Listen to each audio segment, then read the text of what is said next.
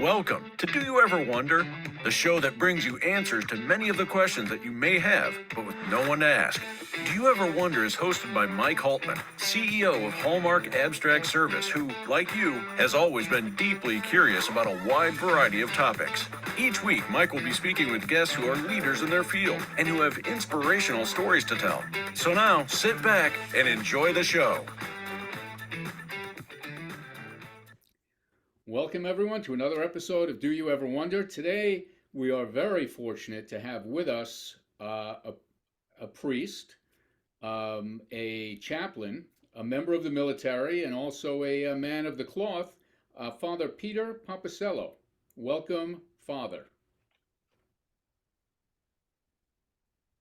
Thanks, Mike. Thanks for having me. Absolutely. So, just to give, I tried to give you a little bit of a nickname, and it was Priest and Paratrooper, because I know that in your past you have stepped out of planes, which is an amazing thing. But we'll touch on that in a little bit. But you were a school teacher, and then you decided to become a priest. And what led to that decision? I was restless, I think, as I was a New York City public school teacher for about 5 years. And I loved what I did. I still love to teach and to engage in the learning process, which is a big part of preaching and teaching as a priest anyway. But I wasn't satisfied. I was looking for something else, and I wasn't sure what it was. At first, I was restless. I thought about joining the FBI. I thought about lots of different things. I had already been in the military, which is where I fell in love with teaching for the first time, was when I was teaching in military settings. But then, long story short, I kind of got hit over the head. I started thinking about my faith and taking my faith life more personally, more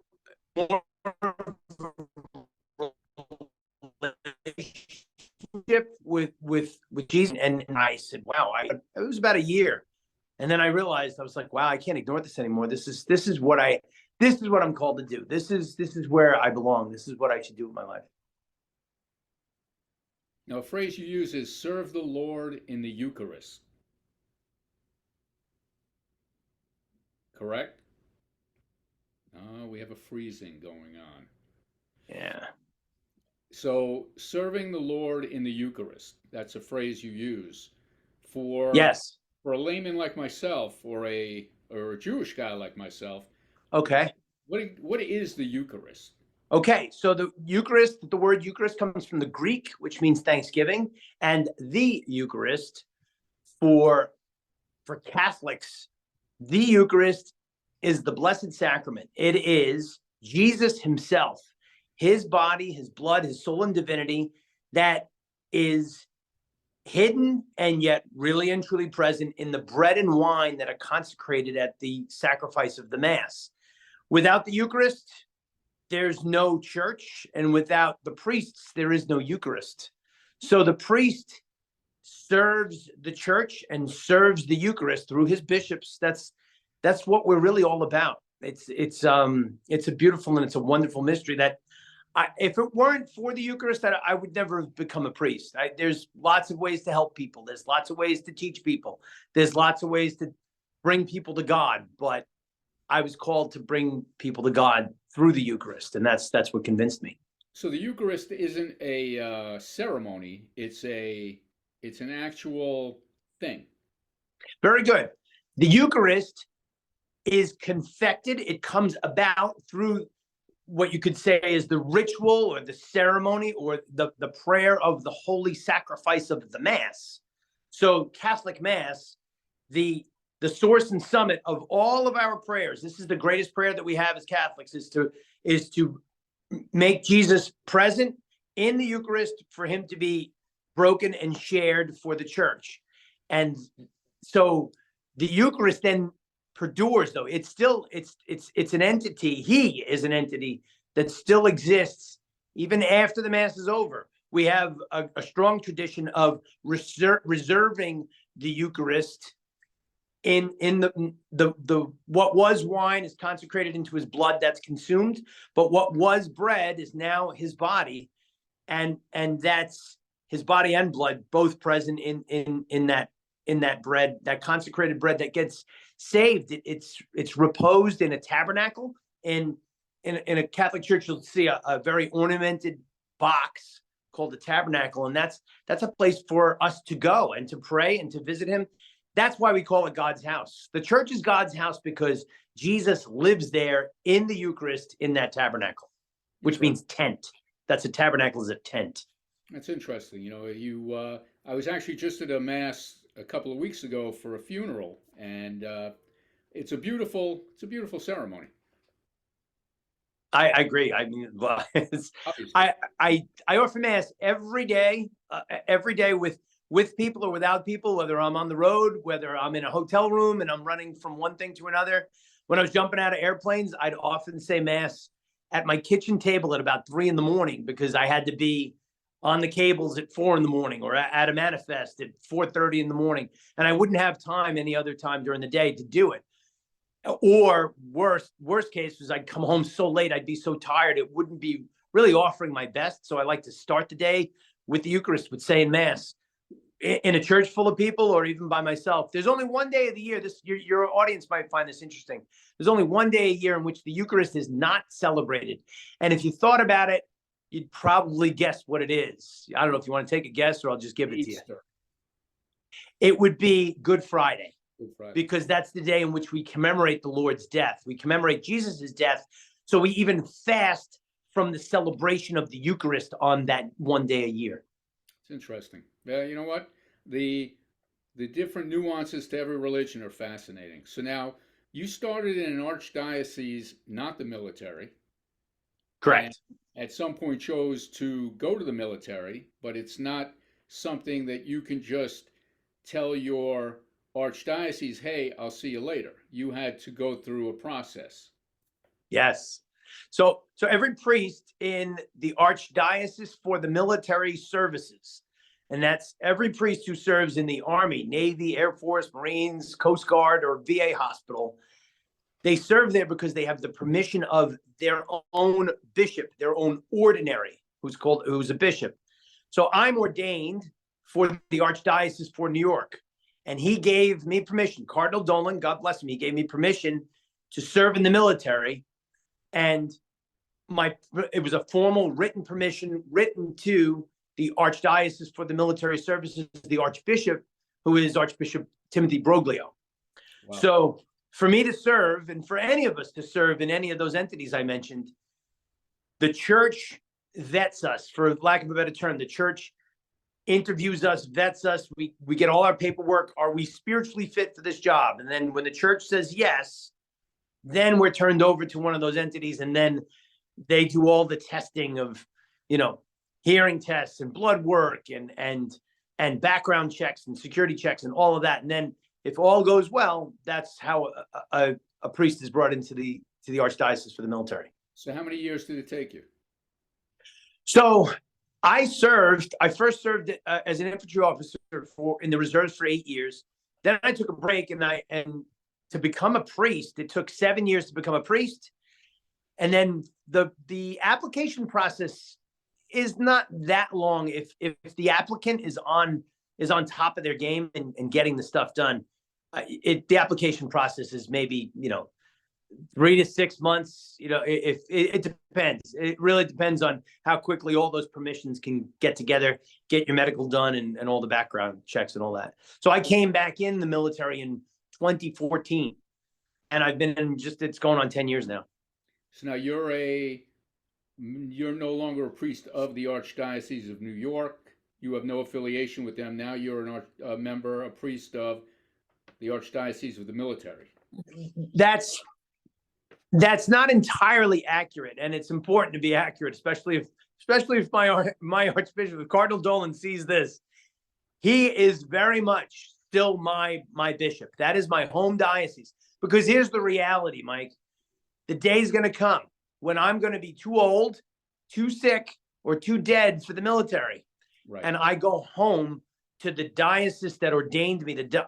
A priest literally takes his hands in prayer and places them within his bishop's hands on the day he's ordained, the day he's made a priest. And he promises obedience to that bishop and the successors of that bishop. So I made that promise back in 2004. So when all of this is over and I hang up this uniform, I go home. I go home to the Archdiocese for New York, the Archdiocese of New York. So it's interesting. You said if Cardinal Dolan ends up seeing this, that you better get it 100% correct. And I was going Yes. to say, from your mouth to God's ears, that the Cardinal actually sees this. But listen, you gotta make those religious segues. No, it's all good. But it's really worth looking into. This is worth discussing in terms of chaplains in the military. Catholic priests are somewhat unique in that we serve in obedience to a bishop who allows us, who permits us to do this work without his permission. And even if he should change his mind, I leave this work and I go home. Whereas other chaplains of other denominations, they choose this for its own sake as a means of supporting their family and serving God and country, but they're a lot more autonomous than a Catholic priest. A Catholic priest needs the permission of two bishops. Ultimately, two bishops have to say yes for him to be able to serve. Well, having seen Cardinal Dolan on various news programs, I am not surprised that he is for you serving the military. He's been very generous. He was generous from the first time I asked him. His words to me when I asked, he thanked me. He said, "Thank you." He said, "They need that. They need guys to do that. Yes, thank you. You should go. You should be a priest to them." Which was great. And again, not surprised.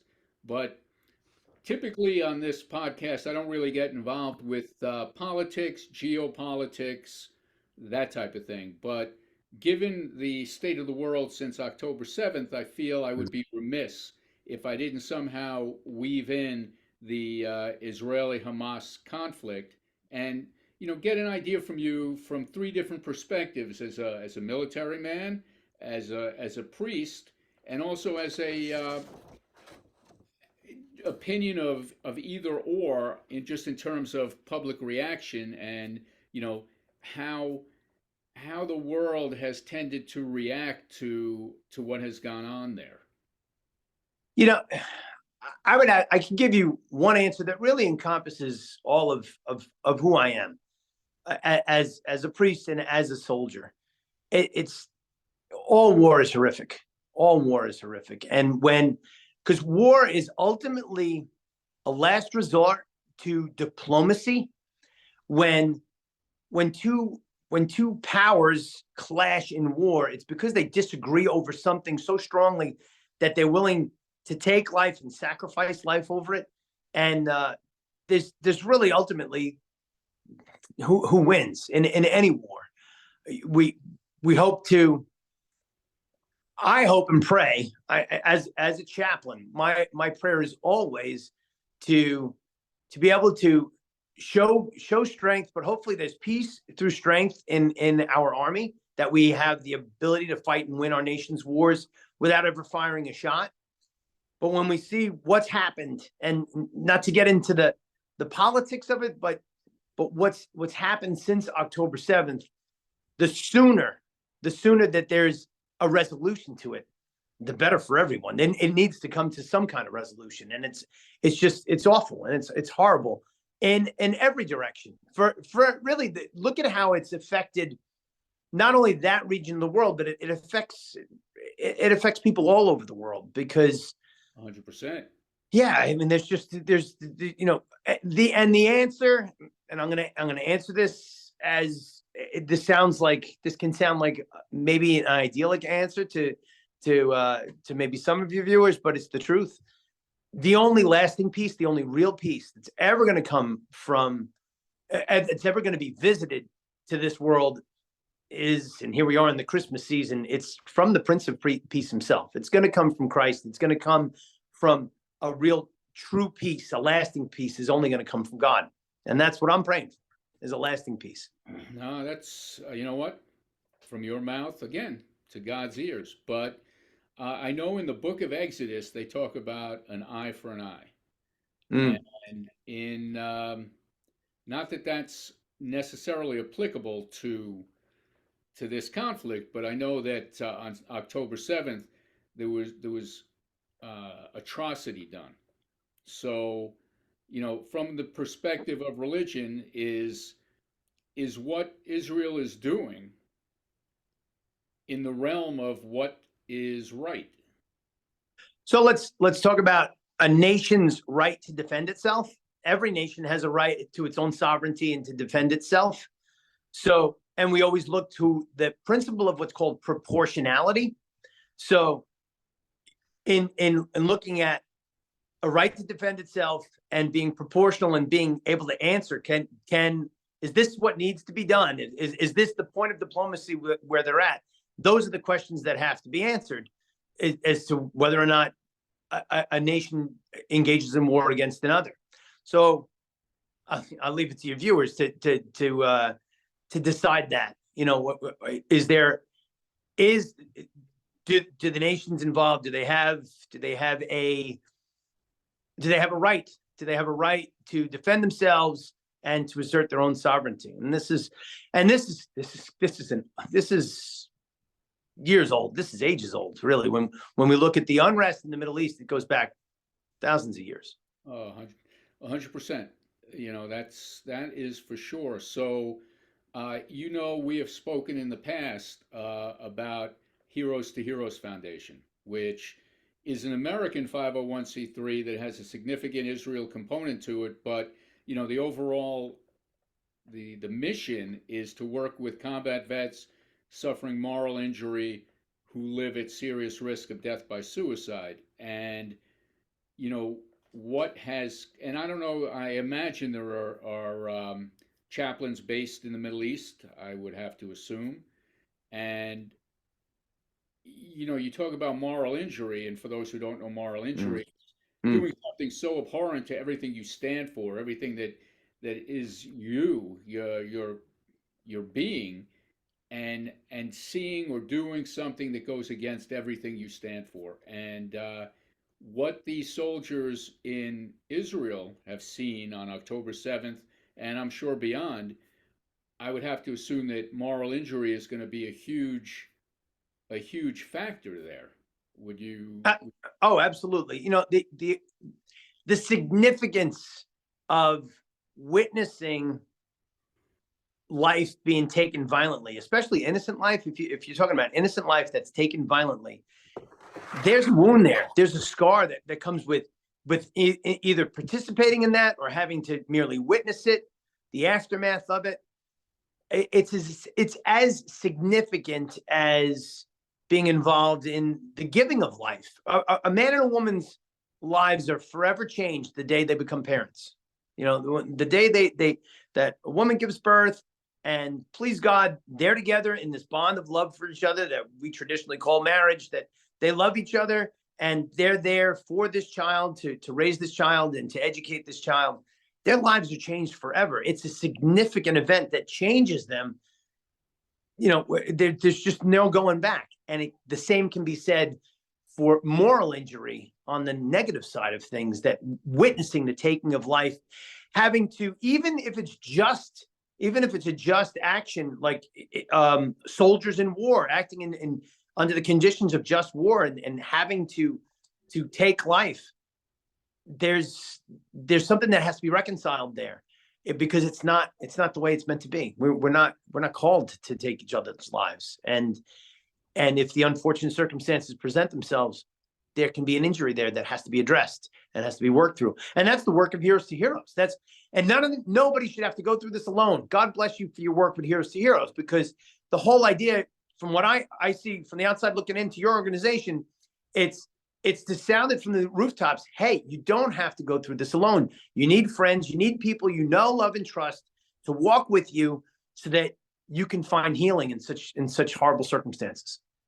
100%. Just to give you one quick story about moral injury and how Israel has tangibly helped the guys who come to our program. We had one guy go there who he didn't really speak. He didn't really want to have gone on the journey, but when they came out of Yad Vashem, he gathered everyone together. And for those who don't know, Yad Vashem is the Holocaust Museum in Israel, And he brought everyone together and he said, I have a story to tell. And basically, what he had to do as a soldier in Iraq, a father and a son came upon his platoon. The father gave the son his gun, told him to kill the infidels. This guy had to kill a 10-year-old while he had a 10-year-old at home. And, you know, you talk about moral injury, he cannot reconcile it. But Yad Vashem, the last part of Yad Vashem is a candle for every child killed by the Nazis. And that triggered something in him where he was able to see the fact that he was a soldier doing his job, not a sociopath doing horror. But, you know, that's going to, for these guys in Israel and wherever else it's taking place, it's going to take something to really get them to understand and see that. It's going to be very difficult. It is. And the alternatives of seeking self-care by yourself, thinking that you can handle it on your own.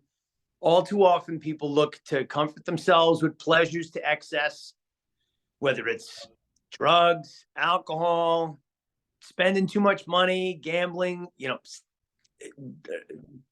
sexual relationships, whatever it is. That's when you get in trouble. That's where you get in trouble, where you try to ignore the fact that you're in pain and that you've suffered an injury, and rather than dealing with it in the right way, it can be disastrous to deal with it in the wrong way. Oh, 100%. And yeah, so it's going to be definitely a crisis. But you know, let's deal with one crisis at a time. I think that's probably the best idea. So now, other than being a priest, a chaplain in the military, you also have another role in the military, which is to recruit to the military. Correct. Yes. Yeah, that's my full-time job. Right now, for the next 24 months, year to 24 months or so, my full-time job for the Army is to recruit priests to come into the Army, to beat the bushes, get on the phone, get to bishops' conferences and priest meetings and seminaries and colleges, and to search for men that have a heart for God and country and are looking to serve as priests in the Army. That's my whole focus right now. Now, what's you know, typically what is the aversion? What's the reason why people don't necessarily want to do it? I would say my biggest obstacle, honestly, is, and it's, I thank the bishops that are generous and that have the ability to let go of a priest for this work, because it's a big ask. The bishops need their priests at home with them serving in their churches and their parishes and in their own diocese.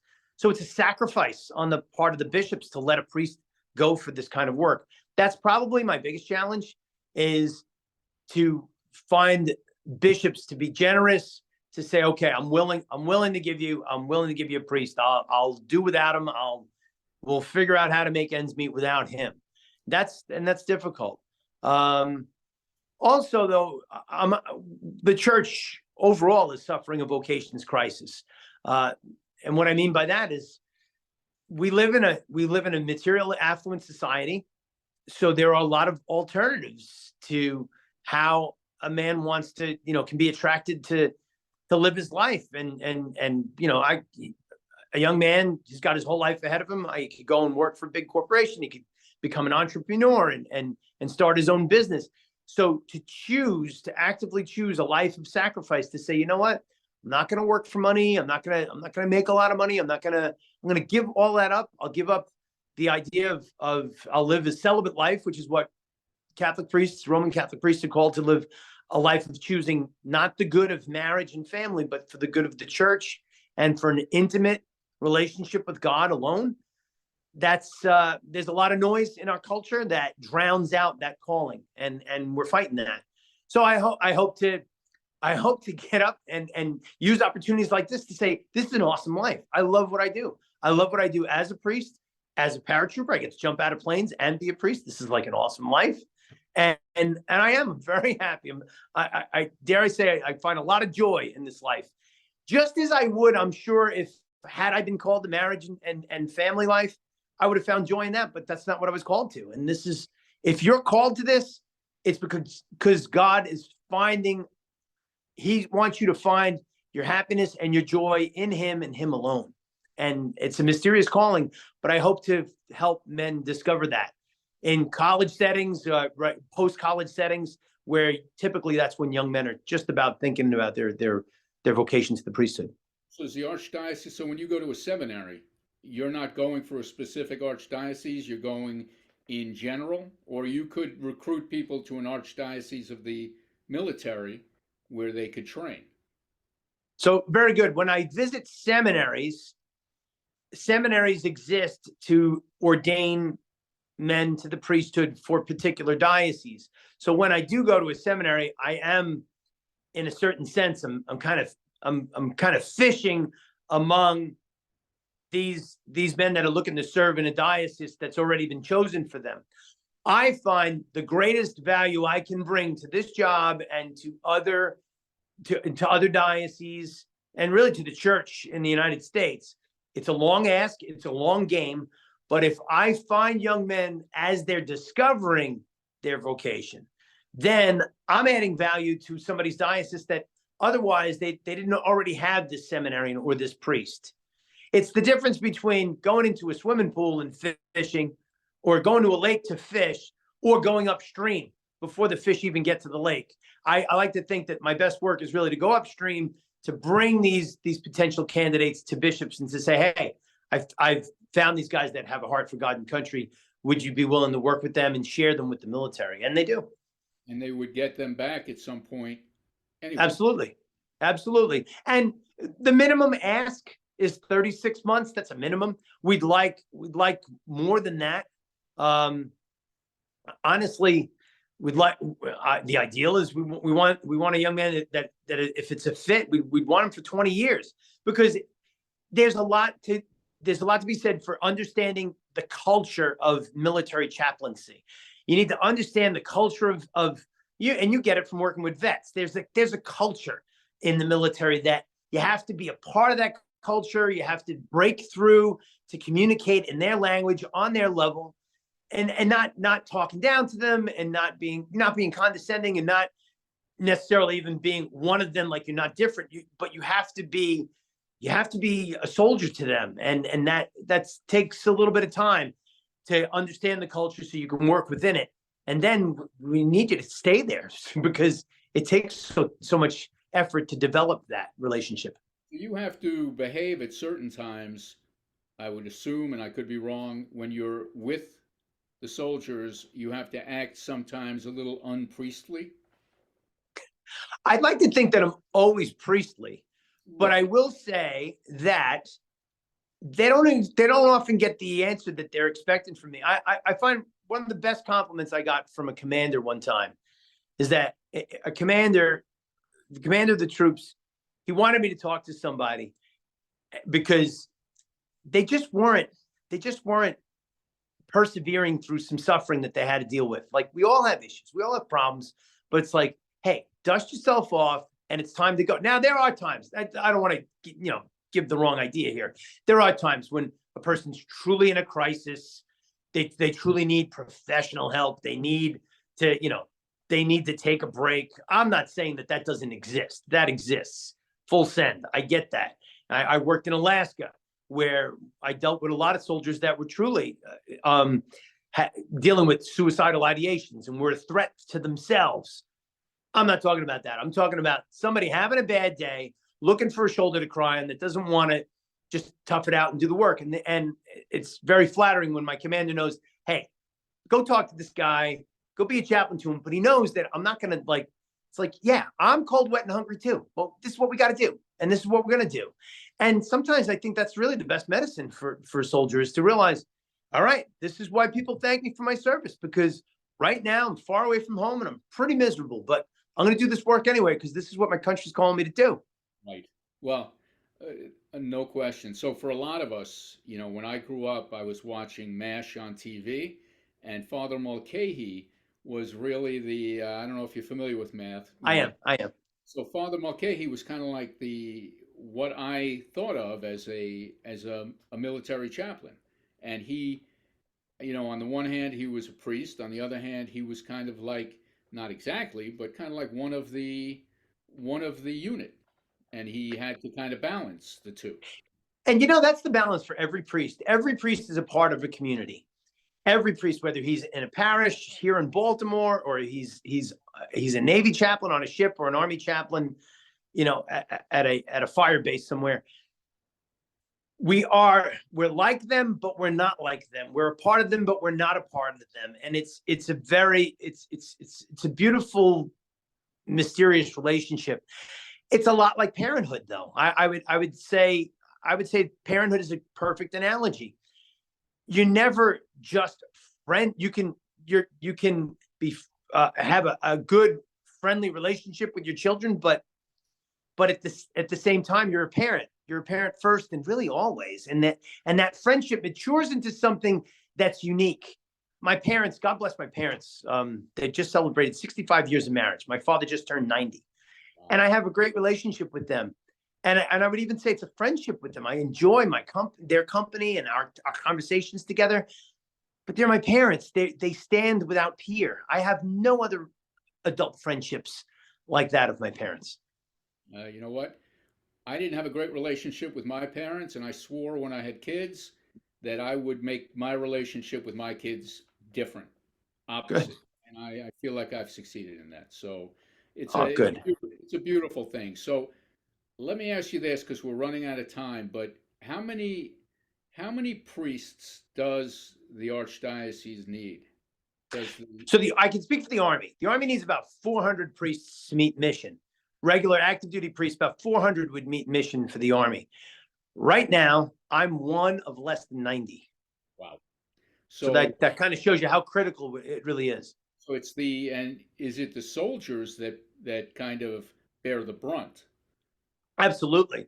The soldiers are left without the services. We try to do this as judiciously and as really we make our recommendations as fairly as possible. We look to get the most bang for the buck, so to speak. So we list all of the Army installations, from the most populous Army installation all the way down to the smallest outpost, and then you slot the priests accordingly so that they can serve the soldiers and families as best they can.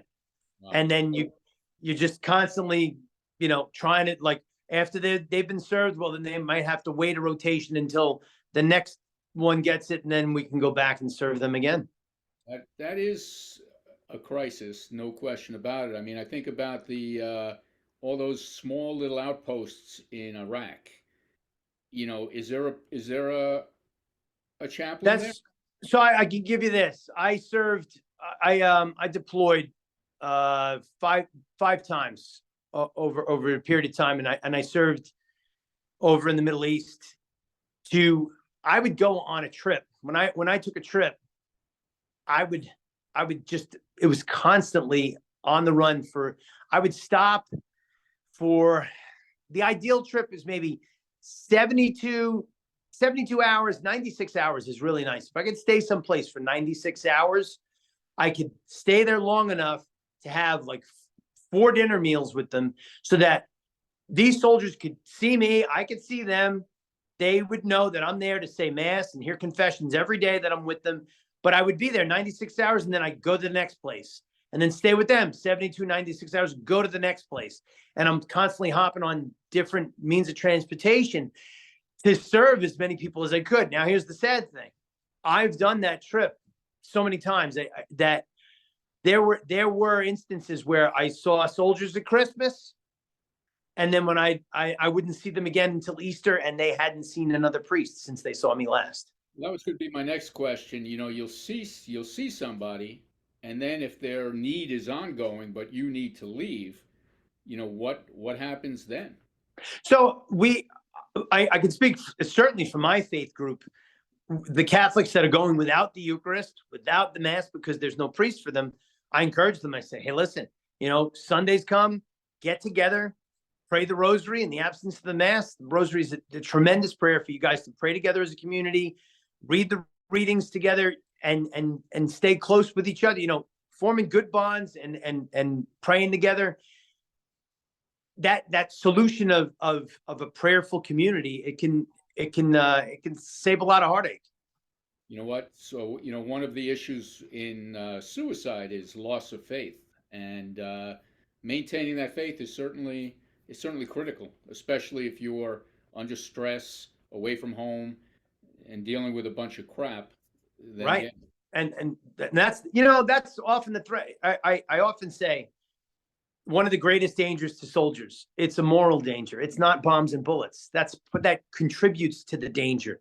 But the real danger are the moral dangers of soldiering, of being separated from friends and family, people love and trust, about being tempted to think that because you participate in such violent things on a regular basis, you can lose your moral compass pretty quickly if you don't preserve your moral compass through prayer and through good relationships.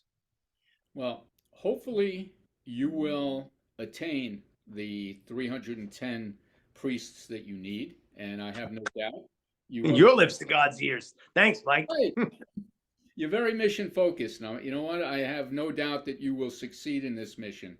But I hope to have you back maybe in a year and learn more about what you've done and where you're at.